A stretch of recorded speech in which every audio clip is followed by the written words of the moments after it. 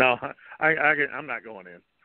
So I can tell you that. Like, I haven't been contacted, and nobody's asked me. So, I mean, to me, that's not really going to be happening. To me, people that need to go into the Hall of Fame are people who are not really doing stuff, who are not active anymore. That's to me, maybe put somebody in there like a Jerry Jarrett, who actually helped start the company. People can say what they want to say, but I wouldn't mind if they put Dixie Carter in there. And I told people playing, from about 6 months ago, I did an interview, and I said, to me, needs to go in there because a lot of people don't understand how much Brian Lee and Wolfie helped out guys like me and Chris and Daniels and AJ and all these guys back in the day because they kind of already been there and done it. So they were kind of grooming us to expect, fame and what goes along with it and how to handle it and stuff like that, even though sometimes Brian Lee didn't handle it all the greatest in the world. But, like I said, the new church needs to go in. That was my vote. Loved the new church. I mean, I've been up watching TNA. I had all the tapes. I converted them to DVD. I mean, since day one I was watching.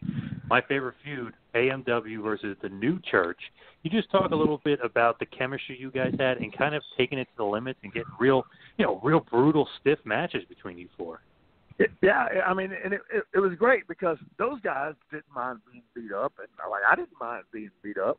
But it was just, and it just kind of worked out because you don't have to worry about guys getting mad. Oh, well, you stiffed me too hard, or no, it's not. It's just like let's just go out there and beat each other up, and then come back, and then we'll go drink beer. Plain and simple, And Wolfie helped train me, so it just helped even more. A lot of people don't know that back in '95 I had a serious shoulder surgery that was caused by Wolfie D, and there was a compound fracture in my right shoulder, so I had to completely reconstructed and everything. And so when I got a chance to get back in the ring with him, and that was at TNA during the new church era, I told him, I said, believe me, I'm going to beat the crap out of you because you cost me a year of my career being out with this shoulder surgery. And he just told me, he just said, well, bring it on. Let's do it. And we went, like I said, we go out there and we beat each other up and we feel sore. But at the end of the day, we knew that we were doing something good. It's Wolfie not ballet. D. If you're scared to get hit or scared to get stiff, go play soccer or something. Good point. Yep. Hey, this ain't ballet. And Wolfie D is so underrated, even from his PG-13 days. Obviously, Slash, he completely changed up his gimmick stuff. But what you kind of learned from Wolfie D? He's definitely one of those underrated guys that kind of, he goes under the radar. But PG-13 was awesome. Yeah, I learned, especially a lot of tag team stuff with him. But just how to read a crowd. Not every crowd is going to respond to stuff that you do, so you have to switch it up on the fly.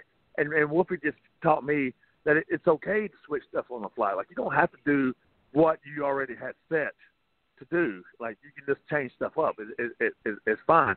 And he taught me, slower is better because if you go 100 miles in the ring, a lot of times, especially down here in the South, fans can't follow what you're doing. Yeah, they'll pop for all these high moves, but at the end, it's really the last move that you do that really means something, that people are like, oh, okay, that was cool.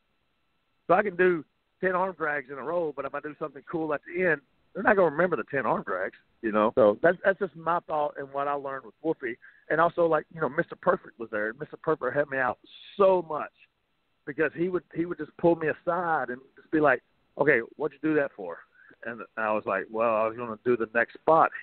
And he just started cussing me. He's like, that's the effing problem. Don't worry about the next spot. Do this spot first. I was like, oh, okay. And it was just me picking a guy up off the ground. And he's like, never pick a guy up off the ground. He goes, the object of wrestling is to beat the guy, pin him on the ground, or make him submit. So why are you picking him up?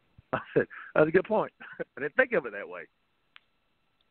The master of psychology himself, Mr. Perfect. That's great. In his small time at TNA, it's great that he was giving back and teaching the younger guys. Way Way beyond his time. I just wish he could be around now to help, teach guys. Like people can learn just so much. Like just people can learn stuff just by going back and watching some of his film now.